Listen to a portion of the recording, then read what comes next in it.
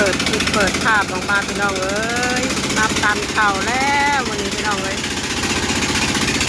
หมดมือวันรอคอยของชาวไห่ชาวนาเดี๋ยวเนาะพี่น้องกำลังมาพี่น้องไว้ทางได้สอบหนึ่ง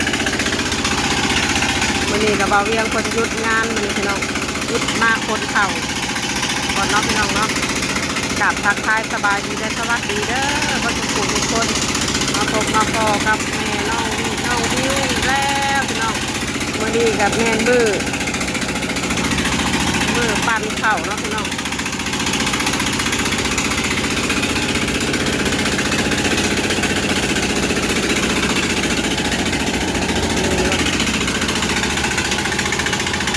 งามอยู่เนาะพี่น้องเนาะเข่าซองสีมันจะมีหมากสีแดงแน่สีขาวแน่ปนกันเนาะประสบความสำเร็จแล้วมันพี่น้องเลยจะได้หน่อยจะได้ลายทำไรเนาะรุ่นไปน้ำกันเลยพี่น้องเลยจะได้ทำปีที่แล้วอยู่บนน้องพี่น้องปีที่แล้วนี่ได้อยู่98ศอกพี่น้องเลยรู้ว่าปีนี้จะได้ทำไรก็จะมีนะพี่น้องมาปั่นรอบที่2แล้วเนาะพี่น้องเนาะรอบที่แล้วเขาได้อยู่40ศอก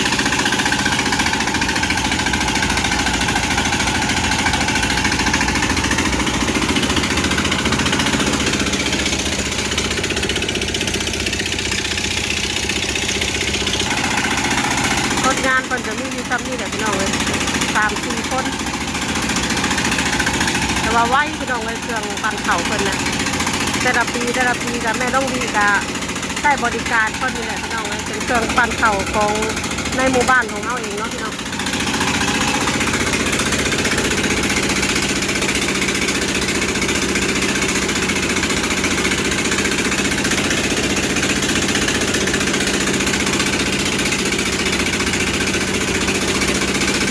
ใส่อยู่ประมาณนี้นะพี่น้องสำหรับเขานั่นเขากับ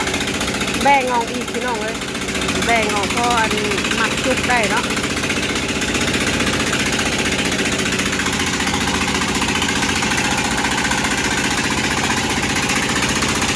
ตอนเทศปัดนานแล้วเนาะพี่น้องว่าตอนปั้นเราคือว่าแล้วไว้เลยเนาะพวกมาว่าไปมาตอนเฮ็ดนี่โอ้จะนานแล้วแท้ว่ะปัญญามปั้นกระสอบแบบนี้เลยเดี๋ยวบางแต่ได้กองเข่านะคือว่าอยู่ไว้แท้คือเบิดไว้แท้อยู่เลยแหละ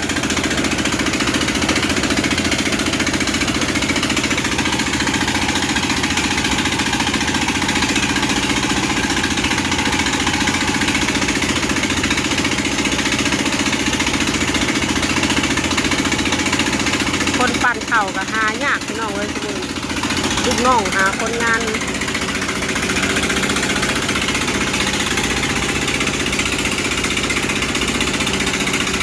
บทเต็มคนก็มาเปลี่ยนเป็นพี่น้องเลยเพื่อจะได้ให้มันซ้ำๆกันเนาะหาคนงานยากหลายเจ้าเลยพี่น้องเลยขายเครื่องปั่นออกเพราะว่าหาลูกน้องยากมีคนงานเพราะว่าร้อยสอบนี่พอดีห้างขายลูกน้องนี่30 สอบพี่น้องเลย100ต่อ30 สอบห้างของขายลูกน้อง30 สอบแล้วก็กับปีนึงก็หลายร้อยอยู่เลยพี่น้องเลย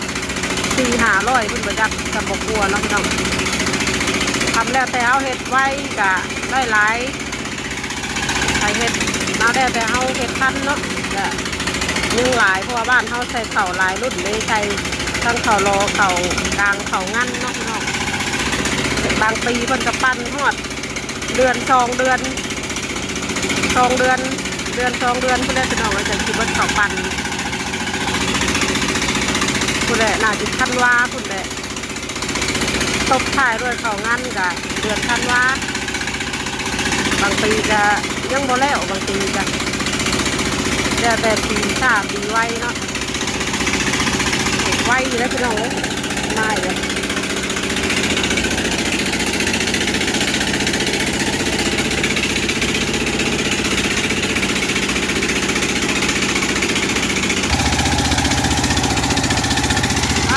ควันออก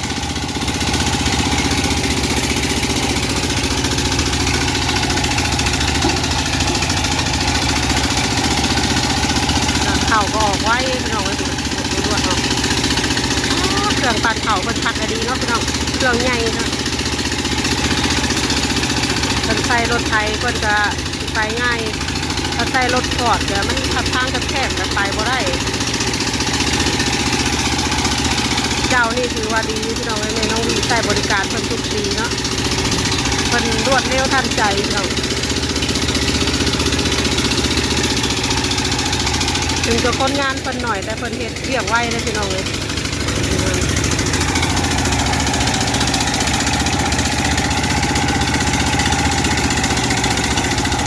จะเสร็จแล้ว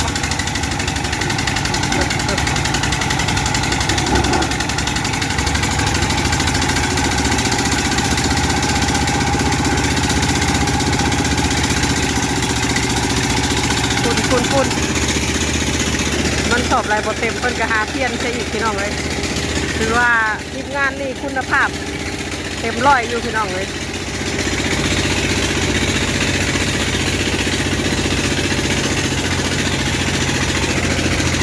เยี่ยมเนาะพี่น้องเพิ่นต้องเฮ็ดเต็มเฮ็ดต้องซ้ำกันเนาะพี่น้องเนาะเพราะว่าเพิ่นจะได้มาถอดเอาน้ำเจ้าของหน้าเนาะพี่น้องข้าวสอบเพิ่นจะฮักเอาน้ำเจ้าของหน้า1 กระสอบเนาะพี่น้องเพิ่นก็เลยเฮ็ดให้มันซ้ำกันเพื่อจะบ่ได้เสียเปรียบแค่เปรียบให้กันเนาะพี่น้องข้าวสอบเพิ่นจะฮักเอาน้ำเจ้าของหน้าสอบ1เพิ่นก็เลยเฮ็ดเพียนให้มันเต็มให้มันซ้ำกันมาซ้ำพี่น้องถ้าว่ามีสอบเต็มแน่บ่เต็มแน่เนี่ยมันสินั่นนะพี่น้องไอ้มันสิรูปมันสิเป็นแบบมันโบเสมอกันแล้วมันสิมีผู้ใดผู้หนึ่งเสียเปรียบในกันเนาะมีประเทศแบบทำกันเลยเต็มเป็นผู้รู้เลยพี่น้องเลย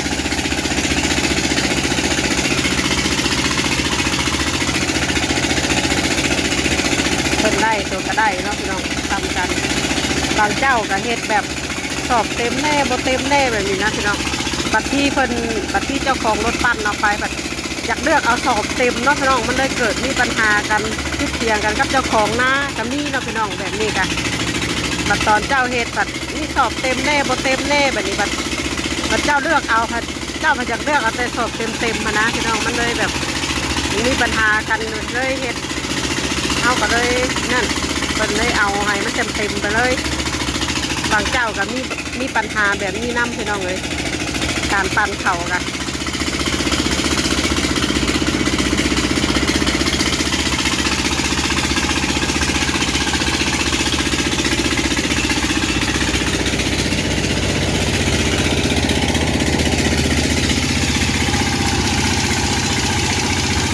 คนหยัดกับไว้นะพี่น้องอ่ะคอยเติมเครื่องอีกจะได้คอยเติมน้ำตลอดเลยแต่มันห่อนเองเนาะน้ำอยู่บนคางนั่นน่ะพดบุบพี่น้องเลยตอนนี้พี่น้องเลยคนไปน้ำรถปั่นกัน3-4 คนเพิ่นออกเครื่องนี่ตั้งแต่ตีสี่พี่น้องเลยแต่ละมือแต่ว่าสืบช่วงคนเกี่ยวหลายๆนี่บัดมือบัดคืนเนี่ยพี่น้องเลยเพิ่นไปรับไปนอนเลยกลางคืนเพิ่นก็เฮ็ดตอนเช้าตอนยังตื่นแบบบางมือก็นอนมือหนึ่งแทบจะไม่ได้นอนเลยถึงช่วงงานเด้งอ่ะแต่ก็ได้รับน้องอดเอาช่วงมันยามมัน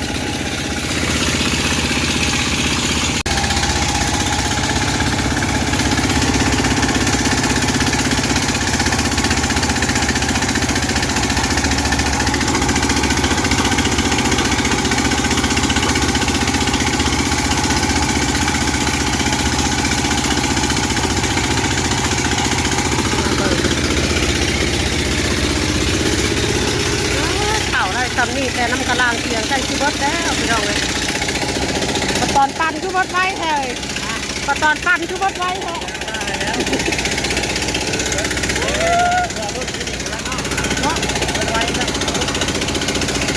แล้วตอนปั่นมันจะได้ลายพี่น้องแล้วตอนเฮ็ดกันนี่จะว่าอยากเฮ็ดหน่อย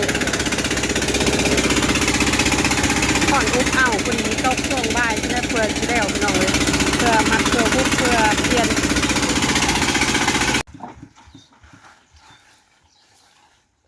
แล้วที่เรียบร้อยบันนี้ เมื่อไปเห็ดกับเขาวแป๊บเดียวออกมาแล้วเลยเนาะของนี้มันหน่อยก็เก่าแล้วปีนี่มันน้อยได้จากว่าเมื่อเห็ดกับเขาวน้ำให้กินกันจนสิบทันออกมาเลยเพราะว่าหมอดจักรเครื่องรถได้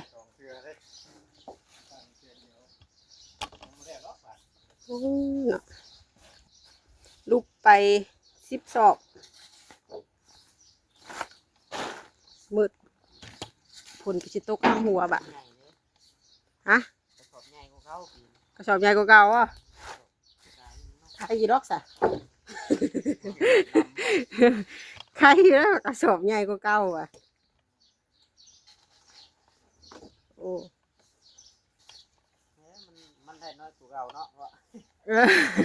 กระสอบใหญ่กว่าเรา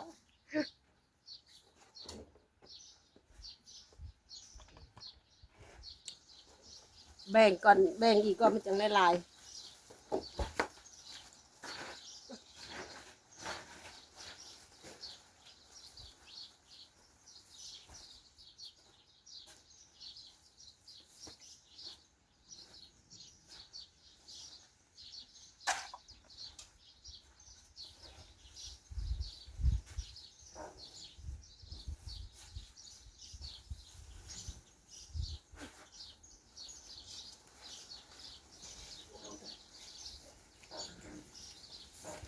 40 ศอก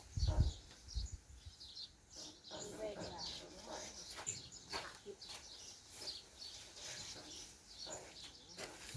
40 ศอกเพิ่นเอาไป2 ศอกที่ชอบไปได้เป็นเงา เพิ่นเอาไปได้4 ศอกเลยดิ2 เทื่อพันเลยนะมันเข่ามันออกหับพลนะปีนี้มันเลยรีบ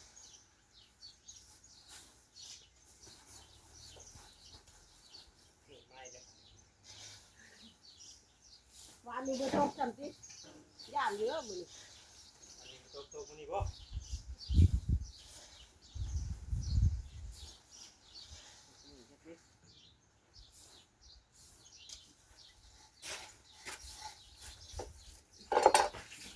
เต็มครับนี่จะได้น้อยสิมันต้องให้เต็มเลย จุกเอานี่มัดง่ายเพราะ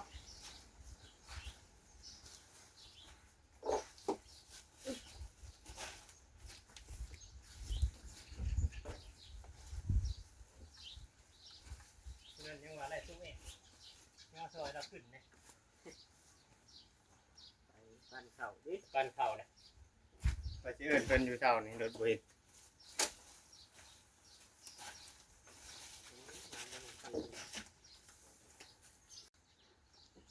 คนอยู่ของแฟนแม่มาน้ำเนี่ยจะพูดนึง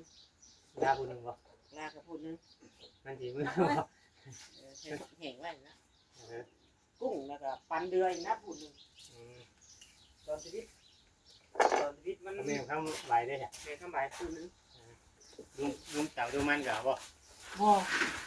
ไม่ได้ปันเดือพูดนึงโดดแต่ว่า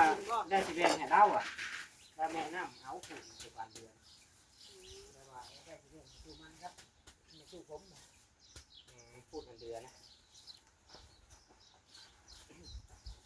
ที่ปันบกครบเด้ปันบกครบเลยตกใหม่มันนี่เรือป่ะนี่เรือคนสิ้นเดียวคน ปันจะพิจจะบกครบปันนี่มันนี่มาเรือป่ะอะไรสิเขาเรียกมันใหญ่เขาเรียกมันใหญ่ก่อนเนาะเชียงรายป่ะเชียงรายให้กินจะเป็นหัวเมย์ได้หัวเมย์ดิหัวเมย์เราเรียกแล้วก็เรียกเชียงไว้เนาะเอาเลี้ยงเชียงไว้เอาลูกอย่างมันได้เราเลี้ยงเชียงเอาลูกนั่นแหละเอากระเลี้ยงไว้นะเป็นหัวเมย์เลี้ยงเชียงลูกเลย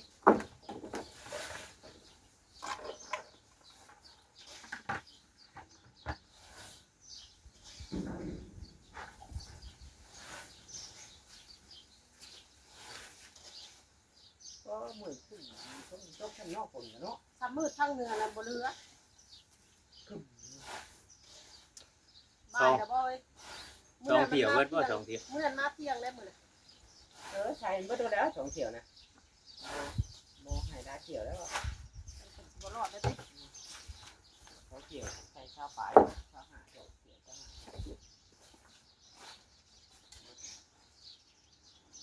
ช่องบ่ไปก่อยใจเหมือนกันครับใจ เว้น25บ่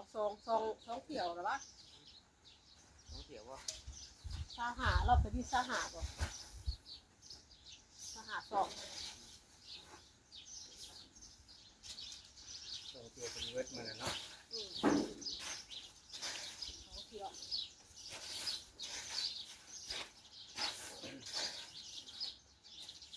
เจ้าอากระแจเลือดด้วยสรุปบ่อยู่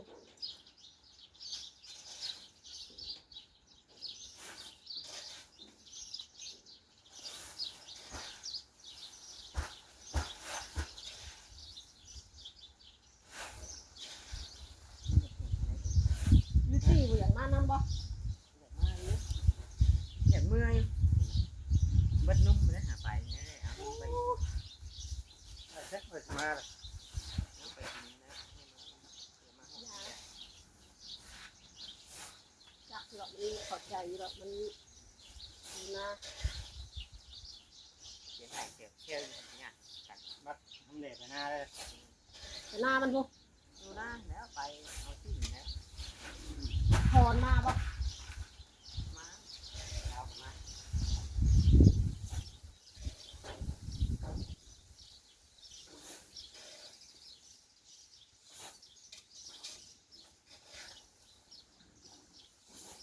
เปิดมือเลย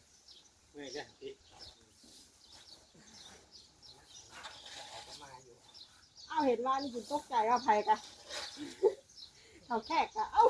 บ่ว่าไปเห็นไปก็จะตื่น เก็บเมื่อไปบอกใครได้เป็นจะติ แบบบ่บอกใครได้ ย่านบ่มือพ่อเลย เมื่อย่างไปดิเราเมื่อไปดิ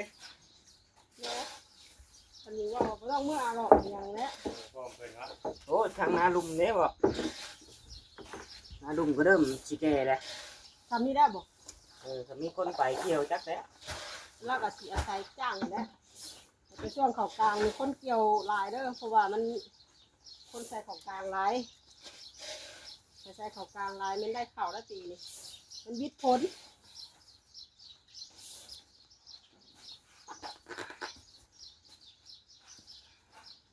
กลางนะหันเป็นบัวได้ บัวบ่ 1,000ได้1,000นี่เป็นบัวลาย เดี๋ยวหน้าคุณป้าเหี่ยวงามแท้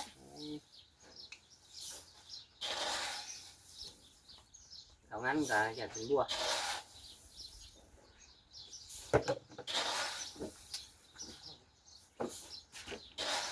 มือเรื่องมันบอกเลยกินได้ กินลายกินลายเลยนักท่องบ่ ยายนักท่องบัดแหมมันเหมือนห่อนี่ไป ไขมันแตก ฉะนั้นแต่ ตอนที่แรกงานเกี่ยวข้าวเป็นตกแล้วบ่เห็นบ่มื้อน่ะขับข้าวอยู่ตกคณะ นานตีห่อนขึ้นไปก็น้ำเย็นนี้ เจ้าโอแดนโดนมาเอาโดนหันเบียงไก่ ไปก็มันหลวงพ่อจะได้กินได้เชื่อขึ้นมามันก็เช้าเย็นแล้ววันนี้ได้กินน้ำเชื่อนี่น้ำคาบนี่เที่ยงได้กิน เอาครับบ่เวียงกับน้องเพิ่นสิเอาข้าวมาส่งเนาะพี่น้องสุกบ่บาดนี้โอ้ยข้าวข้าบาดนี้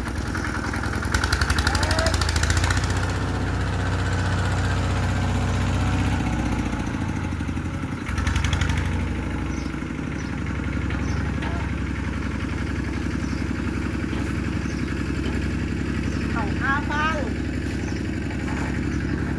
เอาเขามาส่งน้ำก่อนพี่น้องเลยมันมืดผ้ามืดคนเลยนะพี่น้องเดี๋ยวแม่ต้องวีสิเทียนถาพี่น้องเลยถาเทียนกันพี่น้องเลยคนมาเลย